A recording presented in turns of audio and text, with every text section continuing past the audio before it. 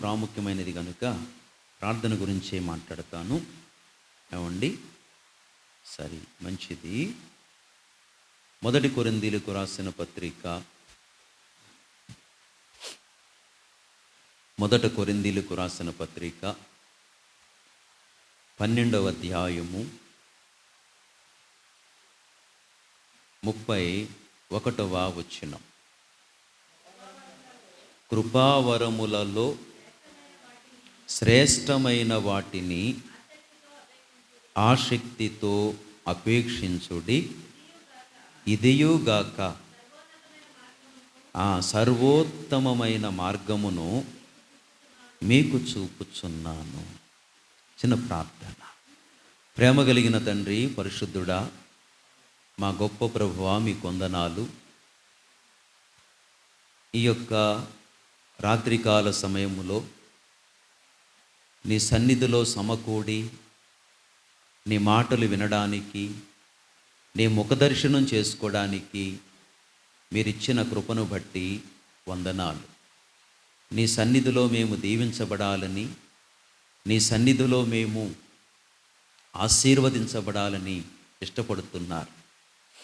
మేము ఏమి కలిగి ఉండాలో, దేన్ని కోరుకోవాలో, దేన్ని అభిలాషించాలో అవన్నీ మాకు నేర్పిస్తున్నా నాయనా. కష్టపడే వ్యక్తులు తండ్రి, శ్రమించే వ్యక్తులునైనా గనుక అలసట లేకుండగా ఈ రాత్రి వాక్యం వినగలుగునట్లు, ఈ రాత్రి నిద్రాత్మను దూరపరిచి, అపవిత్ర కార్యాలు దూరపరిచి, కేవలము నీ పరిశుద్ధాత్మ ప్రోక్షణకు, మీ పరిశుద్ధాత్మ దేవుని స్వేచ్ఛకు అవకాశం దయచేయమని, మమ్మల్ని అందరినీ మీ స్వాధీనంలోకి తీసుకోమని, నీ దాసుడు వట్టివాడు నిష్ప్రయోజకుడు గనుక బలపరిచి, నీ చేతులతో ఎత్తిపట్టి ఆదరించి ధైర్యపరిచి, నీ బోరగా వాడుకొని నాకున్న ప్రతి బలహీనత నుండి విడిపించి, ఈ రాత్రి వాక్య పరిచర్యకు ఆటంకము లేకుండా సహాయము చేయమని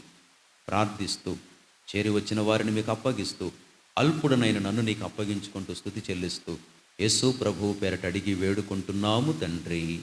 ఆమేన్, ఆమేన్. ప్రభునందు ప్రియులారా, చదవబడిన లేఖన భాగము ఎంత విశేషమైనదో చూడండి. ఏమంటున్నాడంటే, కృపావరములలో శ్రేష్టమైన వాటిని ఆసక్తితో అపేక్షించుడి. ఏం చేయాలి? కృపావరములున్నాయి, కృపావరములలో శ్రేష్టమైన వాటిని అపేక్షించాలి. కొంచెం ఎఫెక్ట్ తగ్గించు. శ్రేష్టమైన వాటిని అపేక్షించాలి. అపేక్ష అంటే కోరుకోవటం. అపేక్ష కోరుకోవటం. ఏమండి? క్రైస్తవునికి ఉండవలసిన ఒక మంచి లక్షణం కోరుకోవాలి కదా. మంచి మంచి వాటిని కోరుకోవాలి. క్రైస్తవ జీవితంలో అన్నిటికంటే మంచిది ఏది చెప్పండి? ప్రార్థించుట. చనిపోయిన వారిని లేపడం గొప్ప సంగతి కాదు. అనారోగ్యాలు బాగు చేయడం గొప్ప సంగతి కాదు. ఏవేవో కార్యాలు చేయటం గొప్ప సంగతి కాదు. ఇవన్నీ కూడా ఎందులో ఉన్నాయంటే ఒక్క ప్రార్థనలోనే ఇంట్లోడై ఉన్నాయి. అది చనిపోయిన వారిని బ్రతికించాలన్నా అతడేం చేయాలి?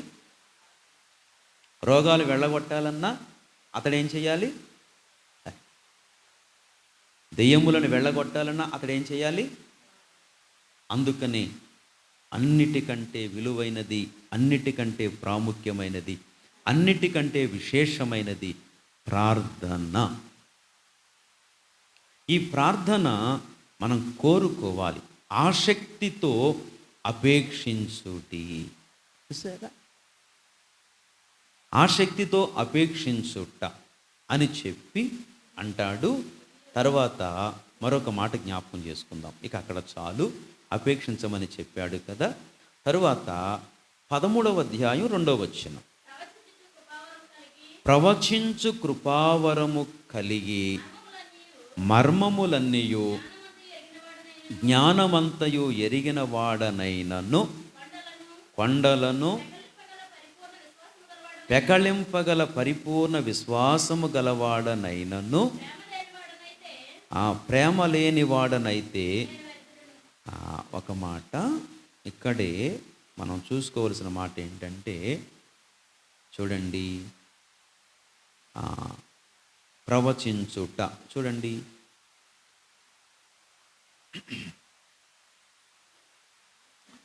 పదమూడవ అధ్యాయములో 2వ వచనం ఆ మాట, ప్రవచించు కృపావరము కలిగి. ప్రవచించుట అంటే అర్థం ఏమిటి? ప్రవచించుట అంటే అర్థం ఏమిటి? సరైన నిర్వచనం చెప్పండి. ప్రవచించుట కదా, నిజమే. జరగబోవు సంగతులు చెప్పుట. మరి జరగబోవు సంగతులు అందరూ చెప్పగలరా?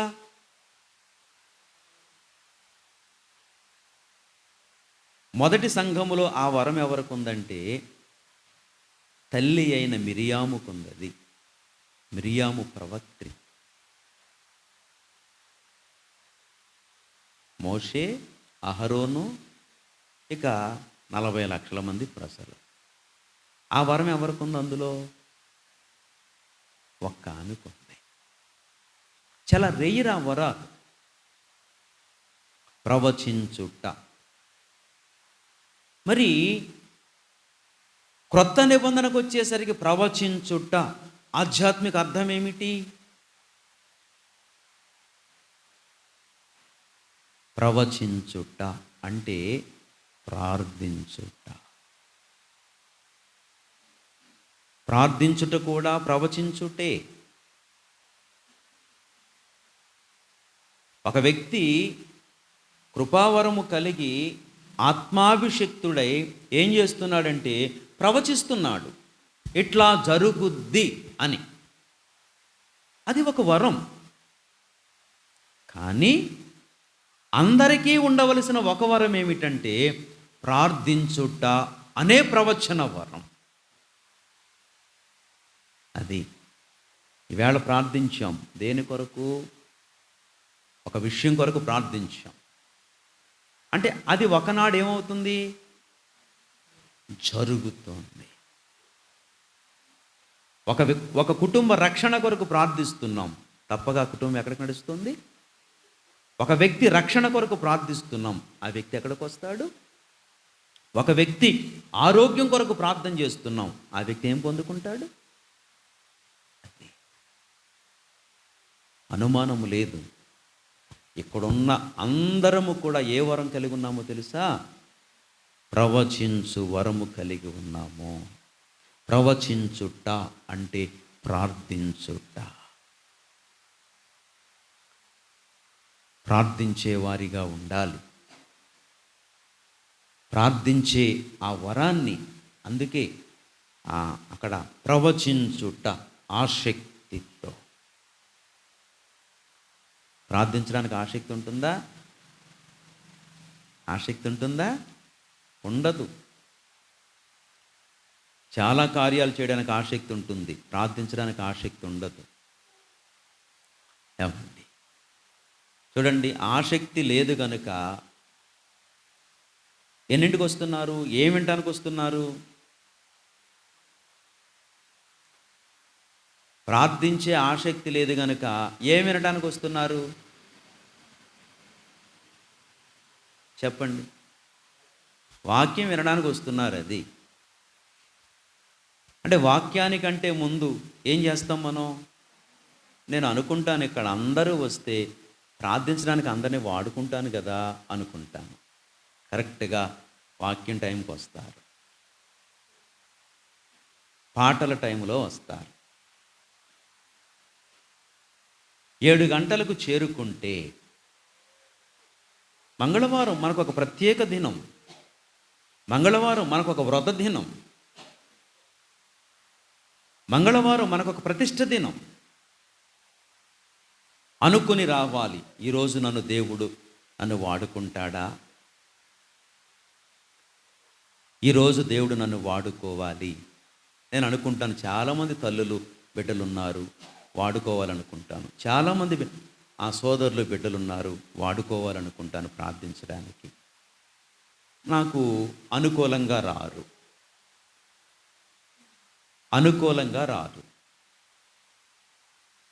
గంట టైము కరెక్ట్గా 7ంటికి స్టార్ట్ చేసుకుంటే 8 వరకు నేను మీ జోలికి రాను. ఒక గంట ప్రార్థనా టైం విడిచిపెడతాను. ఒక్కొక్క వ్యక్తి 10 నిమిషాలు ప్రార్థన చేస్తే, లేదా ఒక్కొక్క వ్యక్తి 7-8 నిమిషాలు 8 నిమిషాలు ప్రార్థన చేస్తే, ఒక గంటలో దరిదాపు ఎంతమంది ప్రార్థన చేయొచ్చు?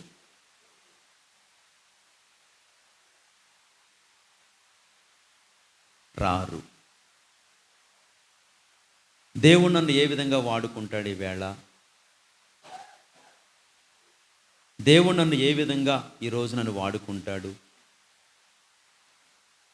దేవుడు నన్ను వాడుకోవాలి అన్న ఆసక్తితో రావాలి. దేవుడు నన్ను వాడుకోవాలి, దేవుడు నన్ను ఉపయోగించుకోవాలి అన్న ఆసక్తితో రావాలి. దేవుని కార్యాలు మనం చేయకపోతే, ప్రార్థన మనం చేయకపోతే, మనము ప్రవచించకపోతే అసలు ఎంత నష్టం జరిగిపోతుందో తెలుసా? ప్రవచనం అంటే ప్రార్థనని, ప్రార్థించుటంటే ప్రవచనమని ఎందుకు నేను ఇంత ధీటుగా చెప్తున్నానో తెలుసా? ప్రవచన వరానికి చాలా శక్తి ఉంది, ప్రార్థనకు చాలా శక్తి ఉంది. అందుకే ఈ ప్రార్థనా వరాన్ని ఎవ్వరు కూడా అలక్ష్యం చేయకూడదు, అపేక్షతో కోరుకోవాలి. అసలు ఈ ప్రవచనములో లేక ఈ ప్రార్థించే ఈ గొప్ప కార్యములో ఏముందంటే కొన్ని మాటలు మీకు జ్ఞాపకం చేస్తాను. రండి, యెహెజ్కేలు గ్రంథము, దయచేసి కొన్ని మాటలు శ్రద్ధగా వినండి. యెహెజ్కేలు గ్రంథము. ఏమండి, ఇకనైనా మనం ఒక మంగళవారం కరెక్ట్గా ఇన్ టైములో, రైట్ టైములో ఉండడానికి తీర్మానం చేసుకుందాం. నూతన సంవత్సరంలో అలాంటి కృప కలిగి ఉందాం. యెహెజ్కేలు గ్రంథము 37వ అధ్యాయము మొదటి కాడి నుంచి చదవండి. యెహోవా హస్తము నా మీదకి వచ్చెను, నేను ఆత్మావశుడనై ఉండగా యెహోవా నన్ను తోడుకొని పోయి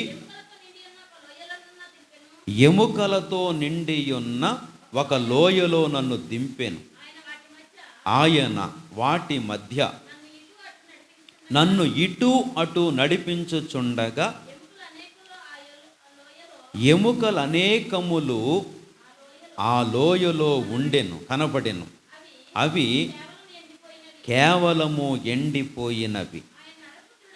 ఆయన నరపుత్రుడా, ఎండిపోయిన ఈ ఎముకలు బ్రతకగలవా అని నన్ను అడుగగా, ప్రభువా యెహోవా, అవి నీకే తెలియునని నేనంటిని. అందుకాయన ప్రవచనమెత్తి ఎండిపోయిన ఈ ఎముకలతో ఇట్లనుము, ఎండిపోయిన ఎముకలారా, యెహోవా మాట ఆలకించుడి. బా, చూసారా? ఎవరు ఆలకించుడి? ఎండిపోయిన ఎముకలారా,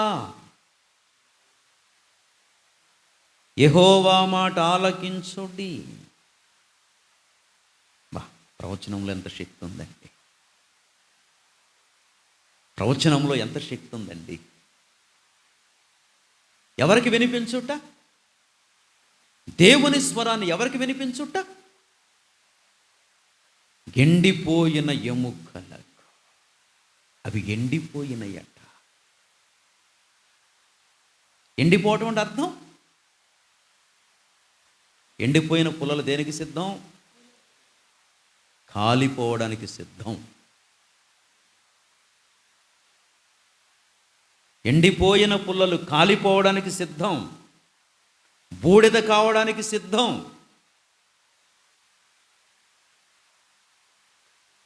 అటువంటి ఎముకలతో ఏం ఆలకించు? యెహోవా మాట ఆలకించు. ఎంత శక్తి అండి! ఆత్మావశుణ్ణి చేసి యెహెజ్కేలుకి ఎంత శక్తినిస్తున్నాడో దేవుడు చూడండి. ఎండిపోయిన ఎముకలారా యెహోవా మాట ఆలకించుడి. ఈ ఎముకలకు ప్రభువైన యెహోవా సెలవిచ్చినదేమనగా, మీరు బ్రతుకున్నట్లు నేను మీలోనికి జీవాత్మను రప్పించుచున్నాను. దేవుడా? ప్రవక్త. ఈ అధికారం ఎవరికి ఇచ్చాడు? దేవుడే దిగి వచ్చాడు. దేవుడే దిగి వచ్చి అనొచ్చు కదా, ఓ ఎండిపోయిన ఎముకలారా, ఓ చచ్చిన ఎముకలారా రండి, జీవంతో రండి అని దేవుడు అనేయచ్చు కదా ఒక్క మాట. దేవుడు అనేయచ్చు కదా. కానీ ఎవరికి ఇస్తున్నాడు? ఒక పనికిరాని ఒక వ్యక్తికి ఇస్తున్నాడు. యోహాను సువార్తలో చదువుకుంటాం, శరీరము కేవలము నిష్ప్రయోజనము అంటే ఒక నిష్ప్రయోజకునికి దేవుడు ఏమిస్తున్నాడు? ఎలాంటి కృపను ఆపాదిస్తున్నాడు? భూమి మీద ఎవరు చేయలేని కార్యం, భూమి మీద ఎవరు చేయలేని కార్యం చేస్తే ఒక్క దేవుడే చెయ్యాలి. దేవుడు చేయగలిగే కార్యాన్ని ఎవరి చేత చేయిస్తున్నాడంటే ఒక నరపుత్రుడితోటి, ఒక నరమాత్రుడితోటి, ఒక నిష్ప్రయోజక ప్రవక్తతోటి, ఒక బలహీన ప్రవక్తతోటి చేయిస్తున్నాడు. ఏం పంపిస్తూ? ఎన్నో వచ్చినది? 5. ఈ ఎముకలకు ప్రభువైన యెహోవా సెలవిచ్చినదేమనగా, మీరు బ్రతుకున్నట్లు నేను మీలోనికి. ఎంత గొప్ప మాట అండి!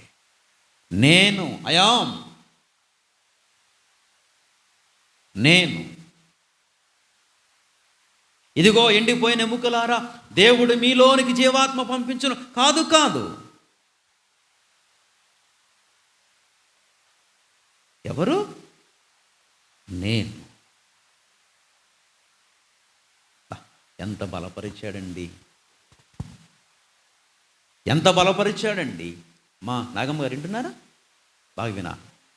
ఎంత బలపరిచాడండి! నేను. ఎంత గర్వించదగిన మాట అది. మా అదవుతా సత్యవతి, మా తల్లి మరియమ్మ గారు. ఎవరు? నేను. మళ్ళా చదవండి ఆ మాట. ఈ ఎముకలకు ప్రభువైన యెహోవా సెలవిచ్చినదేమనగా, మీరు బ్రతుకున్నట్లు నేను మీలోనికి. నేను మీలోనికి జీవాత్మను రప్పించుచున్నాను. ఇదే ప్రవచించుట, ఇదే ప్రార్థించుట.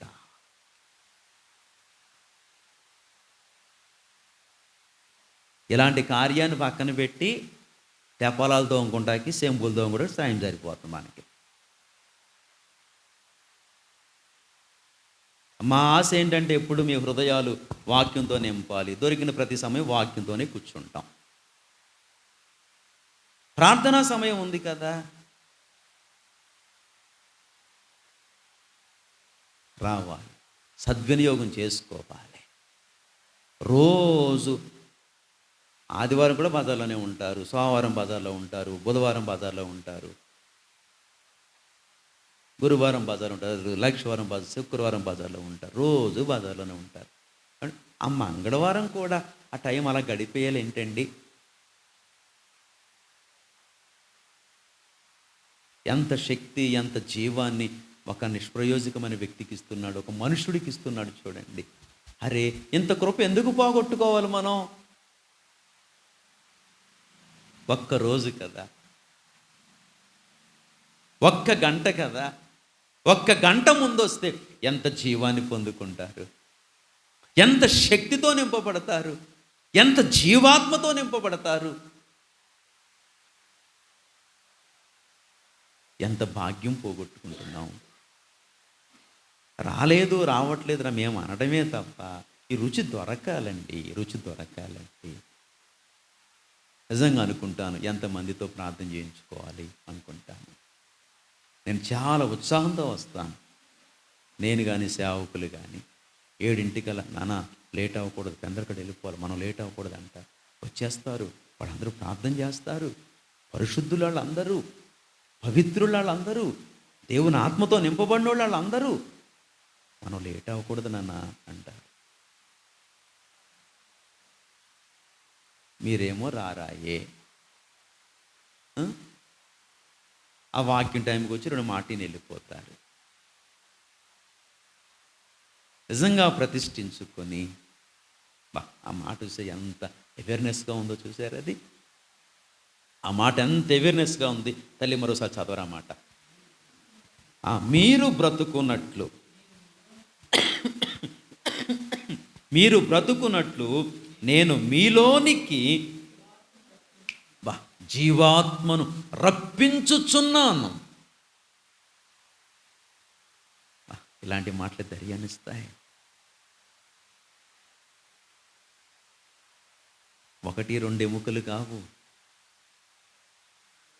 అక్కడ ఉన్నవి ఎన్నో తెలుసా? ఏవండి చదవండి, ఇంకా ముందుకు చదవండి. చర్మము కప్పి మీకు నరములనిచ్చి మీ మీద మాంసము పొదిగి,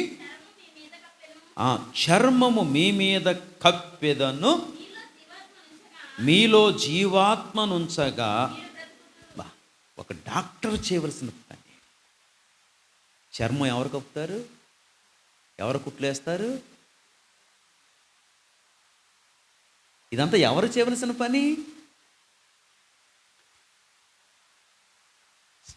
ఎండి కాదు, మెడికల్ సర్జన్. ఎంతో నేర్చుకుని చదువుకుని అమెరికా వెళ్ళి, స్విట్జర్లాండ్ వెళ్ళి, సింగపూర్ వెళ్ళి డిగ్రీలు పెడతారు. MBBS, MS అంటే మాస్టర్ సర్జన్. సింగపూర్ వెళ్ళి నేర్చుకొచ్చాడు. ఇదిగో మన సింగపూర్ ఇదే. దౌర్భాగ్యులుగా ఉండొద్దు. కోట్లు ఖర్చు పెట్టి రికమెండేషన్లు ఇచ్చి సీట్లు కొనుక్కుని ఎక్కడికెక్కడికో వెళ్ళి నేర్చుకుని హాస్పిటల్ పెట్టి సింగపూర్లు నేర్చుకున్నారు, మలేషియాలు నేర్చుకున్నారు, అమెరికా వెళ్ళి నేర్చుకున్నారు శస్త్రచికిత్స. ఆ దగ్గరికి వెళ్తే కోస్తాడు. కొయ్యకుండగానే చర్మం వేస్తావే, కొయ్యకుండగానే గాయం మానుపుతావే. ఎంత నిర్లక్ష్యమా ఈ ప్రవచించుట, ఈ ప్రార్థించుట. దీని ప్రాముఖ్యత ఏమర్థమైందని? అర్థమైతే అట్లా ఉంటావా మనం?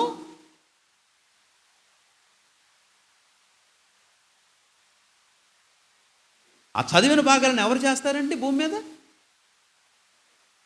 ఆలోచించండి. నేను ఎంత బాధతో మాట్లాడుతున్నానో. ఎవరు చేస్తారు అది కదా? చదువు నాన్న. చర్మము కప్పి మీకు నరములనిచ్చి మీ మీద మాంసము పొదిగి. మాంసము పొదిగి, చర్మము కప్పి, నరములనిచ్చి. ఏంటండి క్రియేషన్? ఎండిపోయిన ఎముకల్లో చర్మమే ఉంటుందండి, నరాలేముంటాయి, మాంసం ఏముంటుంది?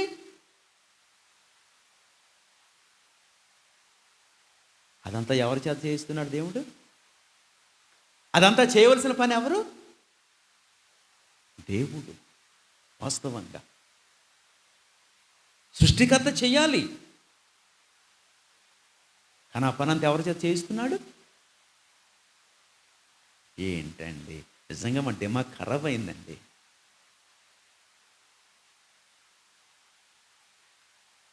కదా. మన మైండ్ చెడిపోయింది సచివతి, మన దిమాగ్ ఖరాబ్ అయింది. మేము మొత్తుకోవడమే తప్ప, అరే ప్రార్థించే ఈ జీవం ఇచ్చే భాగ్యంలో నేను ఉండాలి, ఒక్కరోజు కదా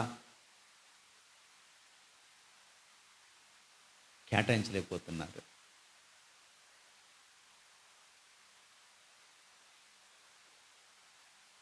అమ్మ మీరు కూడా లేట్ అవుతున్నారు. సావిత్రి బేబీ గారికి కూడా ప్రొఫెసర్ లాగా వస్తున్నారు.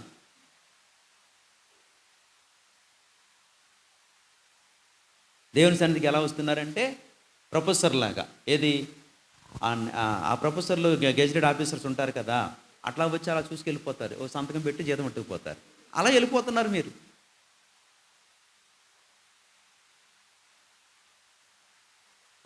ఇంత భావజాలం ఉంది గుండెల్లో, ఇంత బాధ ఉంది గుండెల్లో.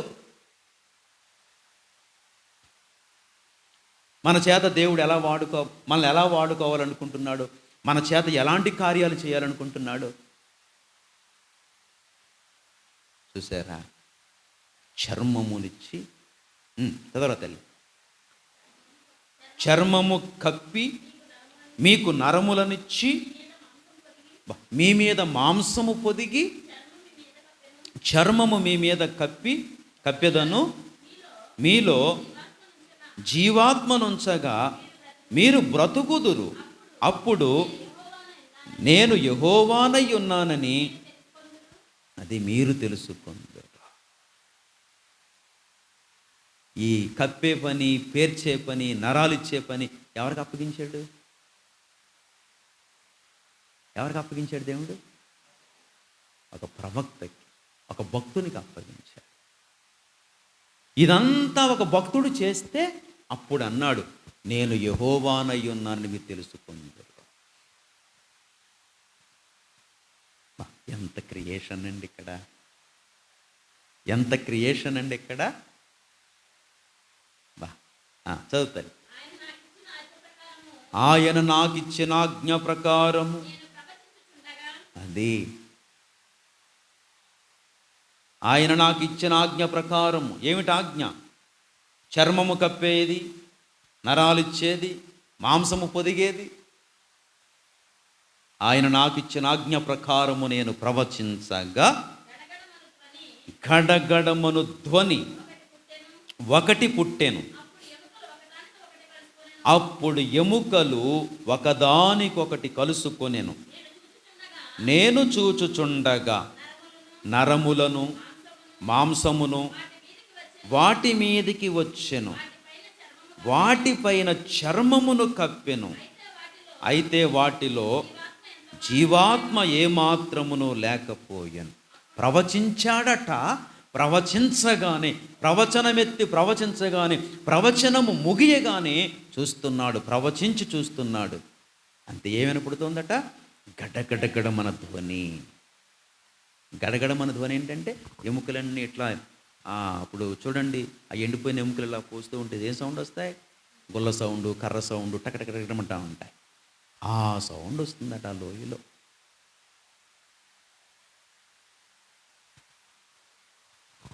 దేని ఎముకలు దానికే. మళ్ళా ఎవడో మొండెం ఉంటే ఈ చెయ్యి దానికి అతుక్కోలేదు. మొండెం ఎక్కడుంది, తల ఎక్కడో అక్కడ ఉంది, చేతులు ఎక్కడో ఉన్నాయి, కుక్కలు ఈడ్చుకెళ్ళిపోయాయి, పందులు ఈడ్చుకెళ్ళిపోయాయి. ఈ తినేవాళ్ళు కూడా నరమాంస భక్షులకు ఉంటారు కదా, తింటా వెళ్ళిపోతారు. ఇక్కడ తిన్నాడు, దీన్ని ఇక్కడ ఆడేసాడు, వాళ్ళని కూడా అట్టుకున్నాడు, తింటా వెళ్ళిపోయాడు, ఎక్కడో పడేసాడు. అది పెద్ద లోయ. గడగడమని శబ్దం వచ్చింది. ఆ గడగడమని శబ్దం రాగానే అక్కడ అన్నాడు కదా, ఎన్నో వచ్చినవి, అది ఎన్నో వచ్చినవరా? 7. చూసారా? గడగడమని ధ్వని ఒకటి పుట్టెను. చూసారా? అప్పుడు ఎముకలు ఒకదానితో ఒకటి కలుసుకొనెను. నేను చూచుచుండగా నరములను మాంసమును వాటి మీదకి వచ్చెను, వాటి మీద చర్మము కప్పెను. సరే, అయితే వాటిలో జీవాత్మ ఎంత మాత్రము లేకపోయెను. అప్పుడు డౌట్ వచ్చింది. అప్పుడు ఆయన, నరపుత్రుడా, జీవాత్మ వచ్చినట్లు ప్రవచింపుమని ఆ, ప్ర ఆ, ఇట్లనుము, ప్రభువగు యెహోవా సెలవిచ్చినదేమనగా, జీవాత్మ నలుదిక్కుల నుండి వచ్చి హతులైన వీరు బ్రతుకున్నట్లు వారి మీద ఊపిరి విడువుము. బా, ఎలాంటి కార్యానికి పూనుకున్నాడండి యెహెజ్కేలు? మామూలు ప్రవక్త కాదండి, మామూలు ప్రవక్త కాదండి. దేవుని ఆత్మతో బలపరిచి ఎలాంటి కార్యానికి ప్రోత్సహిస్తున్నాడో చూడండి. వెంటనే జీవాత్మ నలుమూలల నుండి వచ్చిందట. నలుమూలల నుండి జీవాత్మ వచ్చింది. చూసారా? ఆయన నాకు ఆజ్ఞాపించినట్లు నేను ప్రవచింపగా జీవాత్మ వారిలోనికి వచ్చెను. వారు సజీవులై లేచి లెక్కింప శక్యము కాని మహాసైన్యమై నిలిచేది. ఎంతమందిని బ్రతికించాడు? ఆ లోయలో ఉన్న ఎముకలు ఎన్నట? ఎంతమందిని బ్రతికించాడు? ఎంతమందికి జీవాన్ని ఇచ్చాడు? మరి కడవరి దినాల్లో మన పాత్ర అదే. కడవరి దినాలలో మన పాత్ర అదే. ఎముకల లోయ అంటే అర్థం ఏమిటి? ఈ లోకమంతా ఎముకల లోయే. లోకమంతా కూడా. అదేంటయ్య గారు అలా మాట్లాడుతున్నారంటే, లోకంలో మనం బ్రతికేం కానీ లోకంలో ఇంకెవరు బ్రతికారు?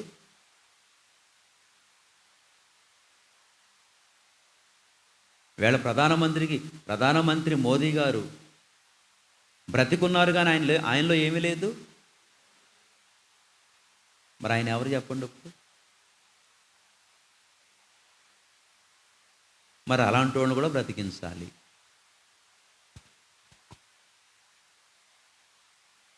అలాంటి వాళ్ళని కూడా బ్రతికించాలి. పాలకొల్లో ఎంతమంది ఉన్నారు? గౌరపేటలో ఎంతమంది ఉన్నారు? చిన్నపేటలో ఎంతమంది ఉన్నారు?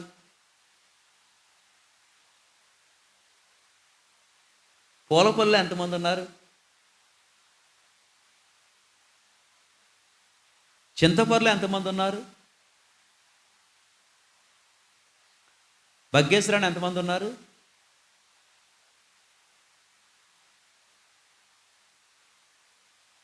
వీళ్ళందరూ ఎక్కడున్నారు? ఎముకల లోయలో. ఎఫెసు పత్రికలో దేవుని వాక్యం చెప్తోంది, 2వ అధ్యాయము ఎఫెసు పత్రిక, మీ అపరాధముల చేతను ఎంత 2 ఏమన్నాడు అక్కడ? మీ అపరాధముల చేతను పాపముల చేతను. అది వాళ్ళు ఏమై ఉన్నారు అంటే, చచ్చిపోయిన వ్యక్తి ఏమవుతాడు? కొంతకాలానికి శరీరం కుళ్ళిపోయి ఏమవుతుంది? ఎముకలుగా మారిపోతాడు. అవి ఎండిపోయినాయట. ఏమాత్రం కూడా జీవం లేదు, పచ్చి లేదు. అది వాళ్ళందరూ తిరుగుతారు, తింటారు, మాట్లాడతారు, ఏవేవో పనులు చేసుకుంటారు. కానీ మన దృష్టికి, దేవుని దృష్టికి వాళ్ళందరూ చచ్చిపోయిన ఎముకలు, ఎండిపోయిన ఎముకలు. ఇప్పుడు వారందరినీ బ్రతికించవలసిన బాధ్యత ఎవరి మీద ఉంది ఇప్పుడు? అంటే ఒక్క మాటలో చెప్పుకోవాలంటే, ఈ రాత్రి ఇక్కడ ఉన్న వారందరూ ఎవరు కావాలంటే యెహెజ్కేలులు కావాలి.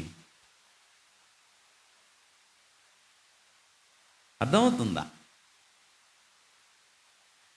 ఇక్కడున్న వారందరూ ఈ రాత్రి యెహెజ్కేలులు కావాలి. ప్రవచనమెత్తి ప్రవచించి ఆ మాట చూసారా ఎంత వండర్గా ఉందో. 10వ వచనంలో అంటాడు, ఆయన నాకు ఆజ్ఞాపించినట్లు నేను ప్రవచింపగా జీవాత్మ వారిలోనికి వచ్చెను, వారు సజీవులై లేచి లెక్కింప శక్యము కాని మహాసైన్యమై నిలిచాను. ఎంతమందిని బ్రతికించారండి యెహెజ్కేలు. అది భారం. ప్రార్థన అనే ప్రవచనాన్ని ఎత్తి పట్టుకుంటే ఏ దినానికి ఆ దినాన్న ఇలా సైన్యాన్ని బ్రతికిస్తామండి. ఎక్కడెక్కడ ఎవరు బ్రతుకుతారో మనకు తెలియదండి. పరలోకంలో ఆశ్చర్యం కలుగుద్ది. పరలోకంలో ఆశ్చర్యం కలుగుద్ది. నువ్వు మోకరించి ఉపవాసం ఉండి ఆత్మల రక్షణ కొరకు మోకరించి ఉపవాసం ఉండి కన్నీరు కార్చి ప్రార్థిస్తున్న ఆ సమయములో ఎవరో ఒక వ్యక్తి అమెరికాలో రక్షణ పొందుతాడు, ఎవరో ఒక వ్యక్తి ఇంగ్లాండ్లో రక్షణ పొందుతాడు, ఎవరో ఒక వ్యక్తి ఆఫ్రికాలో రక్షణ పొందుతాడు. The same time. నీకు తెలియదు, నాకు తెలియదు. ఆత్మల దాహం కలిగి ఆత్మభారం కలిగి శరీరాన్ని గాయపరుచుకొని ఉపవాసం ఉండి ఏడుస్తున్నావు, కన్నీరు కారుస్తున్నావు. అట్లా ముగించి పరలోకం వెళ్ళాం. పరలోకం వెళ్ళాక ఎవరో ఒక ఆయన నల్లగా ఉండి వచ్చేస్తున్నాడు. దేవుడు అంటాడు, కుమారుడా ఈ ఆత్మ నీదే అంటాడు. ఇదేంటి ప్రభువా, నల్లగా ఉన్నాడు, నేను ఎర్రగా ఉన్నాను. అది నా భాష కాదు. నీ భాష కాదులే. నేను ఎప్పుడు వెళ్ళాను ఇంగ్లాండ్, నల్లగా ఉంటారు. ఏ ఊరు అది? నేను ఎప్పుడు వెళ్ళాను ఆఫ్రికా, మాకు అవరపడి దాటి ఎక్కడికి వెళ్ళలేదు నేను. హైదరాబాద్ కూడా వెళ్ళలేదు నేను. ఊరుకో ప్రభు జోకులేకంటావు. నేను నీతో జోకులు ఇటువంటి కుమారుడురా కొడుక. నిజమే, ఆఫ్రికా నా ఆత్మ నీదే. ఇది ఎలా సాధ్యం ప్రభువా? అప్పుడు జ్ఞాపకం క్యాసెట్ వేస్తాడు. ఫలానా దినాన్న ఆత్మల భారము కలిగి ఉపవాసం ఉండి వాక్యముతో ప్రోత్సహించబడి ప్రార్థన చేసావు చూడు, ఆ సమయములో నీ ప్రార్థనా సమయానికి నీ కన్నీళ్లకు ఆ వ్యక్తి రక్షణ పొందాడు. అవునా? మరో ఎర్రతోలుడు వచ్చేస్తాడు, ఈ పక్క నుంచి వచ్చేస్తాడు. అదిగో చూడు, ఆ ఎర్రతోలుడు వస్తున్నాడు చూడు. అదేంటి ప్రభు అలా ఉన్నాడు. నిజమే, చూడలేనుడు బోడు మంది ఉన్నారు. ఇంకా వాళ్ళ ఆత్మ నీదే అంటాడు. ఆశ్చర్యం కలుగుతుంది. లెక్కింప సఖ్యము కాని మహాసైన్యము. సంఘానికి ఎట్లాంటి ఆధిక్యత అండి! సంఘానికి ఎట్లాంటి ఆధిక్యత ఇస్తున్నాడు దేవుడు. ఇలాంటి కృప ఏం చేస్తున్నావు? ప్రార్థించే టైంకి రాకుండా ఏం చేస్తున్నావు? ఇందాక అన్నాను కదా, మనం ఎవరమని? ప్రొఫెసర్లం. అసలు అయ్యగారు వాక్యం ఎలా చెప్తున్నారో చూసి వెళ్దామని వచ్చేవాళ్ళు. అది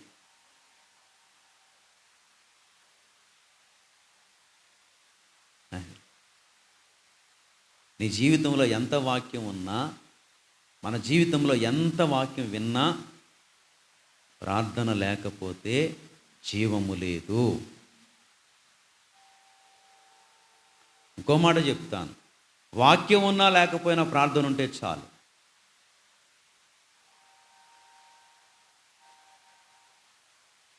తెలిసినా? కొన్ని సంఘాల్లో పునాది లేదు, కొన్ని సంఘాల్లో వాక్యం లేదు, కొన్ని సంఘాల్లో సత్యము లేదు, కొన్ని సంఘాల్లో బోధించేవారు లేరు. కానీ ప్రభావంతో మండిపోతుంది. కారణం,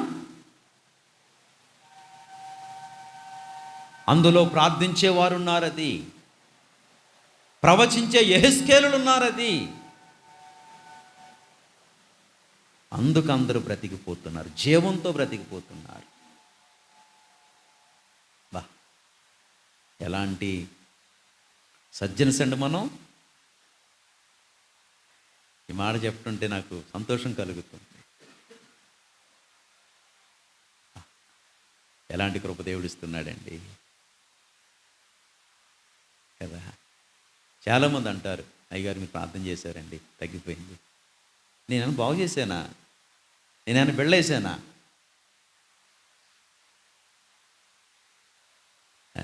ఒక డాక్టర్కు కలిగినంత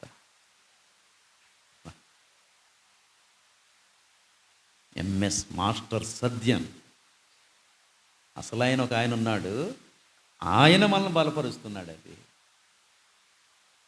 ఆయన యెహెజ్కేలును బలపరిచాడు. అది ఈ రాత్రి ఆయన మనల్ని బలపరుస్తున్నాడు. అది నేను నమ్ముతున్నాను. అది ఎంత ఆధిక్యత అండి యెహెజ్కేలుకి, ఎంత ఆధిక్యత అండి, ఎంత ఆధిక్యత. బా ఏమండి 10 అన్నాడు కదా, ఆయన నాకు ఆజ్ఞాపించినట్లు నేను ప్రవచింపగా జీవాత్మ వారిలోనికి వచ్చెను, వారు సజీవులై లేచి లెక్కింప సఖ్యము కాని మహాసైన్యమై నిలిచిరి. అప్పుడు ఆయన నాతో ఇట్ల నేను, నరపుత్రుడా, ఈ ఎముకలు ఇశ్రాయేలునందరినీ సూచించుచున్నవి. బ్రతికిన మనం అందరం ఎవరిని సూచిస్తున్నాం ఇప్పుడు? అది చనిపోయిన ఎముకలన్నీ కూడా లోకంలో ఉన్న అధికారులతో సహా, లోకంలో ఉన్న డాక్టర్లతో సహా, లోకంలో ఉన్న గనులైన వారితో సహా, ఇప్పుడు వారు బయట వారే, కానీ ఎప్పుడైతే దేవునిలో బ్రతుకుతారో వారందరూ ఎవరైపోతారు? ఇప్పుడు ఇశ్రాయేలీయులైపోతారు. అది ఇశ్రాయేలుగా మార్చాలి. మన చేతిలో అలాంటి అధికారం ఉంది. మన మోకాళ్ళలో, మన జోడించిన చేతులలో ఎలాంటి అధికారం ఉందో చూడండి. చెప్పండి, దీన్ని ఏం చేసుకుంటున్నాం? సద్వినియోగం చేసుకుంటున్నామా? దుర్వినియోగం చేసుకుంటున్నామా?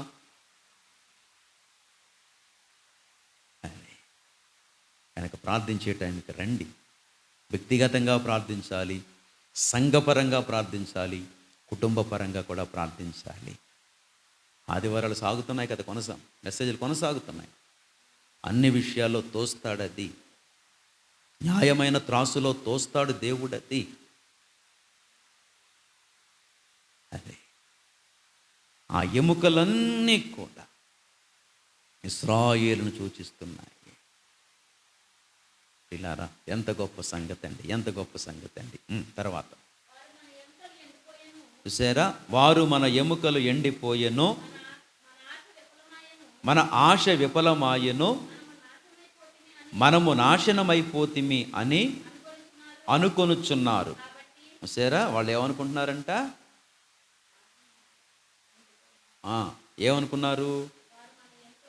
చూసారా, వారు అంటే ఎండిపోయిన వారు. మన ఎముకలు ఎండిపోయెను, మన ఆశ విఫలమాయెను. మరి వాళ్ళ ఆశ ఏంటి? వారి ఆశ ఏంటి? వారికి కలిగిన విశ్వాసాన్ని బట్టి ఎక్కడికి వెళ్ళిపోతాం అనుకున్నారు?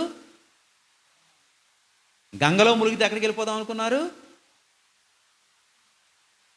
అంతర్వేదిలో మునిగితే ఎక్కడికి వెళ్ళిపోతాం అనుకున్నారు వాళ్ళు?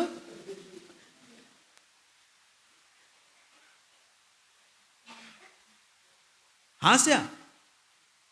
గోదానం చేస్తే ఎక్కడికి వెళ్ళిపోతాం అనుకున్నారు? భూదానం చేస్తే ఎక్కడికి వెళ్ళిపోతాం అనుకున్నారు? ఆశ. ఎన్ని చేసేశారు? అప్పులు చేసి మరీ చేసేశారు. ఎక్కడెక్కడో ములిగేశారు. ఏవేవో చేశారు అనుకుంటున్నారు. వారి ఆశ ఏమైందట? ఈ రాత్రి మన ఆశ వికసిస్తోంది.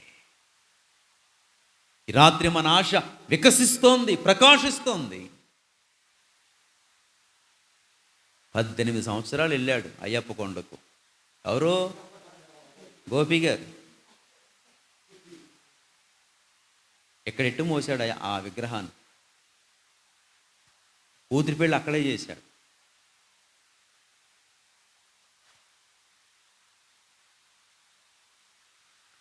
ప్రభువులోకి వచ్చి ఆనందిస్తున్నాడు ఈవేళ. ప్రభువులోకి వచ్చి ఆనందిస్తున్నాడు ఈవేళ. ఎన్నో ప్రయత్నాలు చేశారు. అది అనుకుంటున్నారు వారు, అరే ఏంటి ఇలా అయిపోయాం, మనం ఎన్ని చేసాం, ఎన్ని కొండలు ఎక్కేసాం, ఎన్ని కొబ్బరికాయలు కొట్టేసాం, ఎళ్ళని చోటు లేదే, ఎక్కని గుమ్మం లేదే, మొక్కని రాయలేదే. వాళ్ళు అనుకుంటున్నారు, అయ్యో మన ఆశ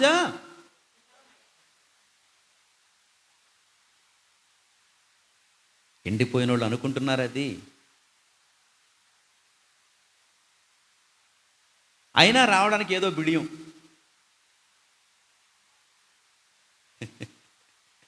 వారి ఆశ విఫలమైపోయాను, మనము నాశనమైపోతిమే అని అనుకొనుచున్నారు. అలాంటి సమయములో కాబట్టి ప్రవచనమెత్తి వారితో ఇట్లనము, అమ్మా ప్రభువగు యెహోవా సెలవిచ్చినదేమనగా, నా ప్రజలారా మీరున్న సమాధులను నేను తెరచెదను, సమాధులలో నుండి మిమ్మను బయటికి రప్పించి ఇశ్రాయేలు దేశములోనికి తోడుకొని వచ్చేదను. ఎంత గంభీరమైన మాట. ఏమని చెప్పు, అందుకే సువార్త ప్రకటిస్తారు. అది చూసారా, ప్రవచనం ఎత్తి. యెహెజ్కేలు చేతికి ఎంత అధికారం ఇచ్చాడండి వేళ. యెహెజ్కేలు నోటికి ఎంత అధికారం ఇచ్చాడండి వేళ.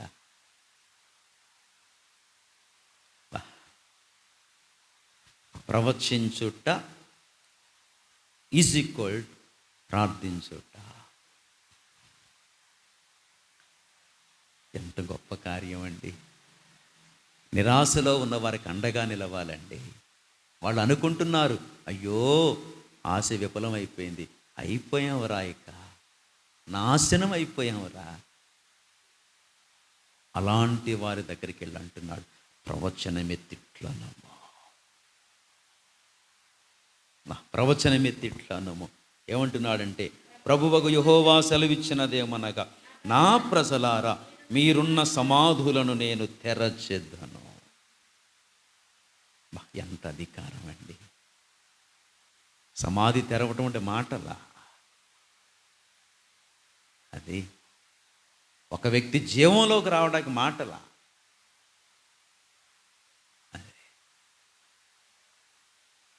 ప్రవచనం అనగా ప్రార్థనకి ఎంత శక్తి ఉందో చూడండి, ప్రార్థనకి ఎంత జీవం ఉందో చూడండి.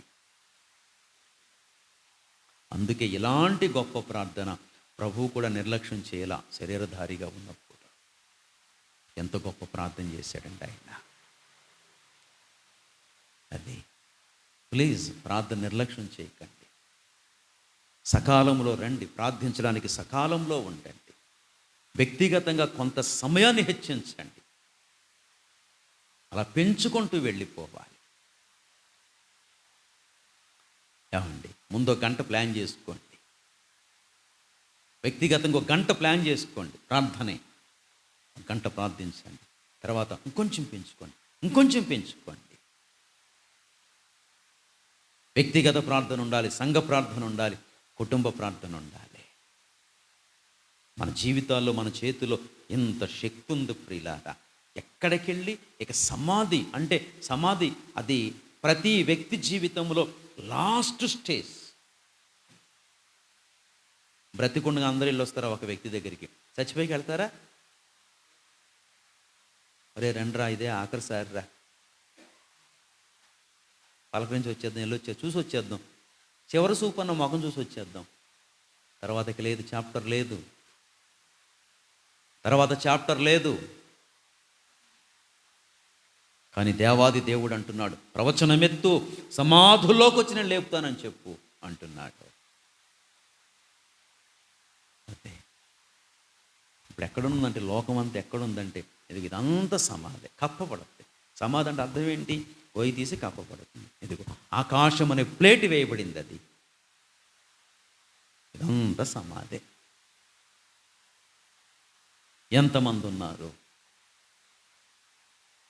లెక్కింప శక్యము కానన్ని ఎముకలున్నాయి. అది ఎక్కడెక్కడో పడున్నారు. ఈవేళ వాళ్ళందరినీ కూడా జీవంతో చూడాలంటే, బ్రతికించాలంటే ఈ శక్తి అంతా ఎవరికి ఇచ్చాడంటే దేవుడు ఒక క్రైస్తవునికి ఇచ్చాడు, ఒక యెహెజ్కేలుకి ఇచ్చాడు. ఈ రాత్రి యెహెజ్కేలు లాగా నీవు మనల్ని మనం సిద్ధపరుచుకోవాలి. ప్రభువా, నేనున్నాను తండ్రి, నన్ను బలపరచు నాయనా, నేను ప్రార్థిస్తాను తండ్రి, నన్ను బలపరచు.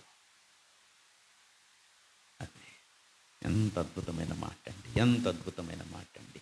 చదివేరా తల్లి? సమాధులను నేను తెరచెదను, సమాధులలో నుండి మిమ్మును బయటికి రప్పించి ఇశ్రాయేలు దేశములోనికి. అదే ఏ ఇశ్రాయేలు దేశము? అసలైన ఇశ్రాయేలు దేశం ఏది? అందరం ఇశ్రాయేలు వెళ్తామని కాదు. ఇప్పుడు ఏ ఇశ్రాయేలు వెళ్తాము? పరమ ఇశ్రాయేలు వెళ్తాము. అది అక్కడికి నడిపించాలి. రక్షణ పొందిన ప్రతి వ్యక్తి కూడా ఇప్పుడు ఎక్కడికి వెళ్ళిపోతాడంటే అక్కడికి వెళ్ళిపోతాడు. ఇగో రాజీవ్ గాంధీగా చచ్చిపోయారు. ఇందాకల్లా అబ్బాయి ఫోన్ చేస్తున్నాడు, అయ్యగారు ఎక్కడున్నారని. నన్ను వ్యాంవర్ మీరు కూడా రెండోసారి అన్నాడు. ఏనా నన్ను నాన్న దేవుడి దగ్గరికి వెళ్ళిపోయాడు అంటున్నాడు. ఎంత అద్భుతమైన మాట. నాన్న కాలం చేశారంటే కదా నాన్న అన్నాను. అవునండి, దేవుడి దగ్గరికి వెళ్ళిపోయాడు అంటున్నాను.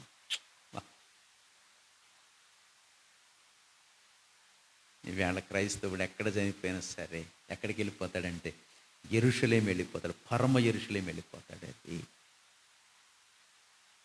ఇది కదా మన భాగ్యం, ఇది కదా మన బాధ్యత. ఎలాంటి ప్రార్థన నిర్లక్ష్యం చేసి, ఎలాంటి ప్రార్థన తొంగలో తొక్కేసి అటుకెక్కించేసి దేనికో సమయాలు ఇచ్చేసి అసలైనది మరిచిపోయి ఆత్మీయ సోమరులుగా తయారైతే రేపొద్దున బహుమానం ఏమిస్తాడు? రేపొద్దున మనకు బహుమానం ఏమిస్తాడు?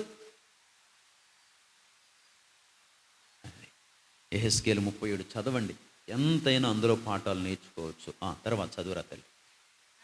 నా ప్రజలారా, నేను సమాధులను తెరచి సమాధులలోనున్న మిమ్మును బయటికి రప్పించగా నేను యెహోవానై ఉన్నానని మీరు తెలుసుకొందురు.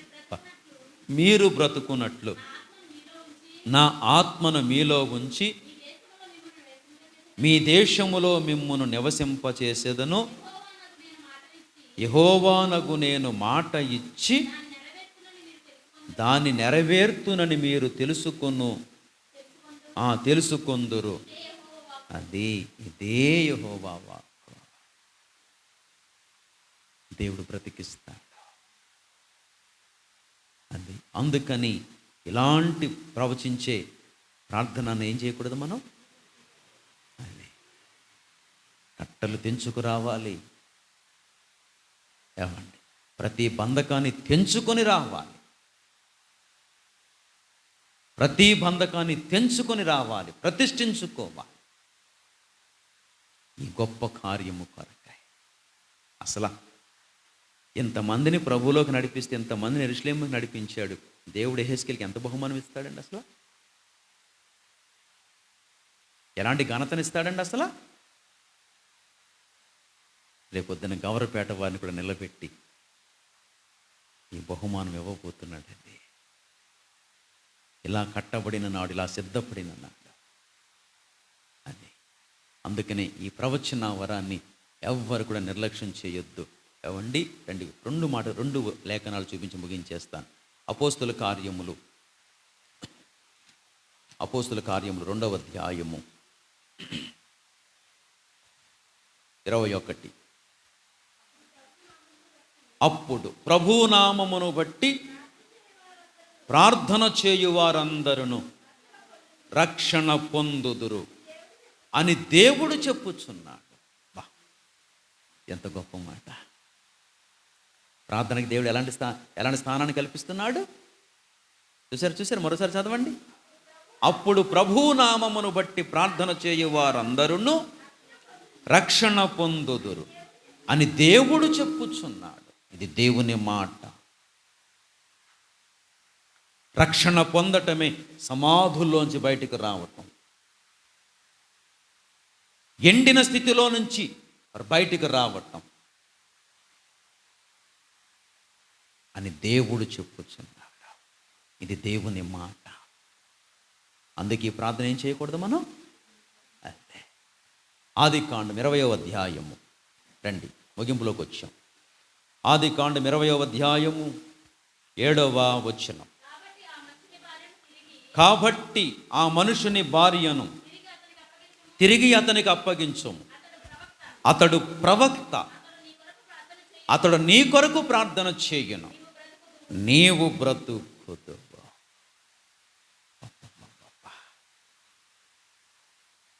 దేవుడే దిగొచ్చాడు. అబీమెలెకు రాజుకు దర్శనం మంది కనపడుతున్నాడు.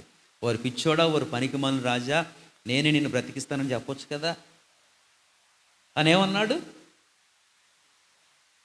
అతడు ప్రవక్త, అతడు నీ కొరకు ప్రార్థన చేస్తాడు, నువ్వేమవుతావు? ప్రార్థనలో ఏముంది? శక్తి, జీవం. అందుకే దీన్ని ఏం చేయకూడదు? తెపాలతో పరిమితి చేయకూడదు. దీన్ని తెమలదు అసలు.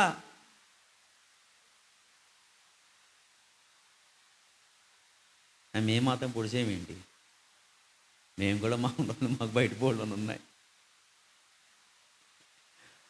ప్రార్థన టైంలో కూడా దొంగిలించి ఏవేవో చేసుకుంటూ ఉంటాం. రేపొద్దునేమి పనికిరావు ఇవేమి.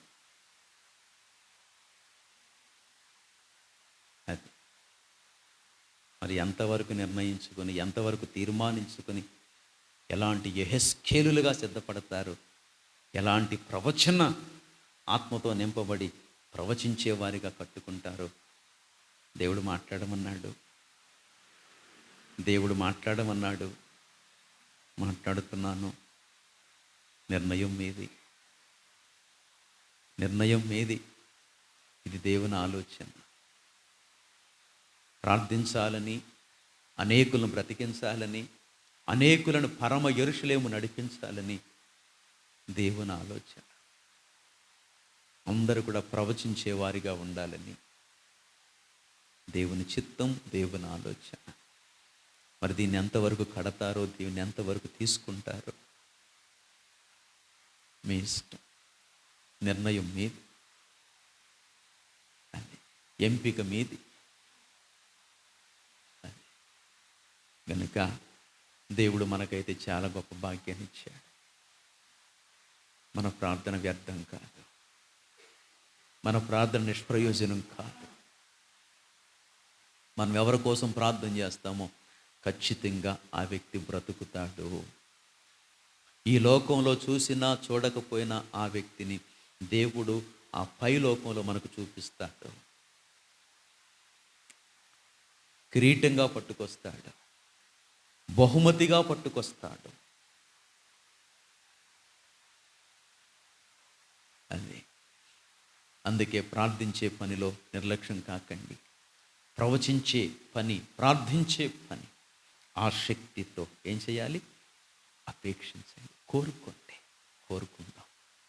అట్టి కృప పరిశుద్ధాత్మ దేవుడు మనందరికీ అనుగ్రహించును గాక. ఆమేన్. ప్రార్థన చేసుకుందాం.